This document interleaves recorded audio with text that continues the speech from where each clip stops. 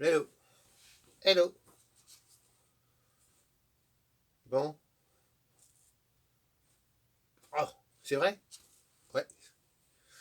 Et c'est quoi cette idée? Fais parler ma bouche quand tu me fais parler, s'il te plaît. Et c'est quoi cette idée? Euh... Allez, vas-y, je t'écoute. Alors en fait, je me demandais, tu vois, tu veux que je t'aide? Ouais, vas-y. Alors, t'as pensé au fait que, voilà, notre civilisation actuelle est en train de s'autodétruire. Ok? Ouais, c'est ça.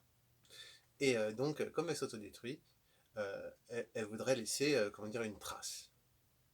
Une trace pour, en fait, forme d'archive pour expliquer euh, à la prochaine humanité euh, ce qu'elle a fait comme erreur, en fait, tout son savoir pour qu'elle puisse pouvoir transmettre et qu'il reste des traces. Ouais, c'est ça. Mais du coup, ah oui, voilà. Il faut que ça fasse une apocalypse. Donc, et puis, donc, imaginons, donc, voilà, l'humanité, elle sait qu'elle est condamnée, et donc, elle va enfermer une partie de la population dans des bunkers souterrains. Genre mode la fin des temps de Barjavel. Ok. Ouais. Et en même temps, donc c'est des espèces d'Éden, hein, où les gens ils sont tranquilles, peinards, et tout est fait en fait pour que cette vie en milieu souterrain elle soit le plus agréable possible et que ce soit le plus cool quoi. Mais forcément, comme c'est cool, et ben il y a enfin bon je dis ça après selon les bunkers, selon les nations qui le font et tout, selon les puissances et tout, enfin les égos et les pouvoirs, c'est pas forcément les mêmes. Et en plus, après, il y a aussi la dissémination du savoir humain. C'est-à-dire que euh, on a laissé des coffres forts avec des banques de données sous des formats divers sur Terre. Et pour les générations futures quand elles reviendront. Parce que de toute manière, tout le savoir qu'on laisserait à disposition dans les bunkers, de toute manière, on a conscience qu'il va se perdre au fur et à mesure des générations et que forcément le savoir, parce qu'on le sait aujourd'hui, il va se perdre, qu'il va y avoir une dégénérescence. Et quand les civilisations qui auront survécu, les générations, les humains qui auront survécu dans ces bunkers, dans plusieurs générations, des centaines de générations, elles vont sortir, bah, ce sera plus du tout les mêmes, elles n'ont plus du tout les mêmes connaissances, tout ce sera perdu. Il y aura une dégénérescence du savoir, parce qu'il n'y aura pas eu de partage et d'échange. Voilà. Oui, donc. Et donc, il faut qu'on trouve un moyen en fait, de faire ces banques de données sur Terre.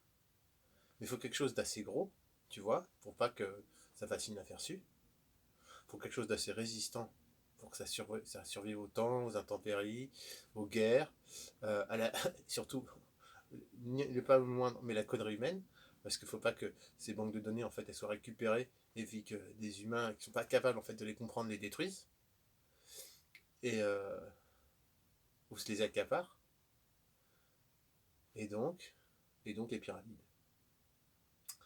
Et ouais,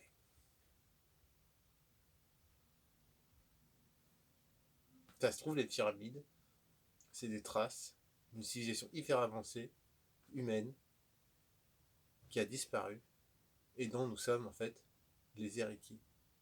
Mais on a fait autant de conneries. On a évolué, peut-être un peu plus, parce qu'on était déjà évolué, enfin tu vois, il y a une trace d'évolution. Et on arrive au même point, en fait. On est, je sais pas, quelques générations avant la fin, et on n'a toujours pas su ouvrir le coffre. Ce coffre qui aurait pu peut-être nous empêcher d'arriver jusque-là, tu vois. C'est ouf. Ou alors ça se trouve, c'est juste une tombe à la con de mec complètement mégalo, mais c'est beaucoup moins fun dans l'idée. Parce que par contre, tu vois, moi aussi, j'aimais bien aussi ton idée là, en fait, tu sais, les prophètes, tu sais, genre les mecs qui partent tout seuls à l'autre bout du monde, en haut d'une montagne ou dans le fond d'une grotte, et puis ils reviennent et ils ont un message divin. Imagine en fait, dans cette grotte ou en haut de cette montagne, ils ont trouvé justement une de ces disséminations. Le buisson ardent, tu vois, en fait, c'était une espèce de projection holographique qui s'est déclenchée comme ça face à Moïse et qui a délivré un message en fait des humains d'avant. Et pareil pour Mahomet, tu vois, le mec il allait dans sa grotte et puis en fait il a trouvé un truc qui lui a lancé un message télépathique dans la tête. Après, tu vois, chacun de ces individus, ils ont fait ça avec leur ego, en fait.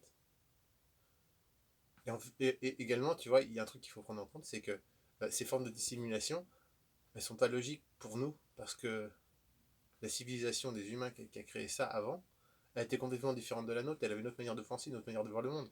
Tu vois bien que nous, par exemple, on ne pense pas du tout le monde comme les Grecs à l'Antiquité, et encore, tu vois, je parle de générations qui ne sont pas si loin, qui ont à peine 2000 ans, et qui en plus sont sur le même continent et tout. Mais regarde simplement la différence de mode de pensée culturelle et d'écriture même simplement entre la Chine et l'Europe occidentale. C'est ouf. Et encore, on parle de génération, on est dans la mondialisation, mais même déjà, on n'arrive pas à se comprendre.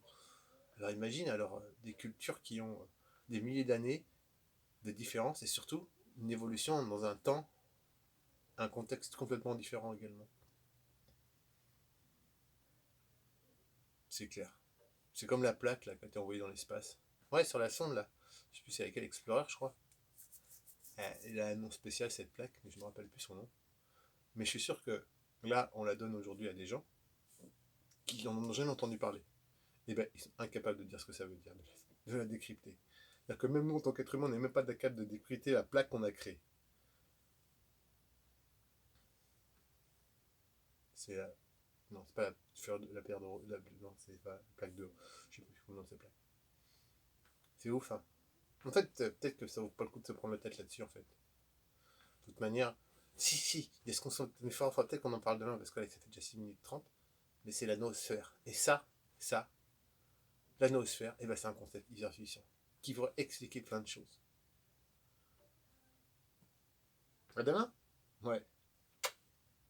À demain.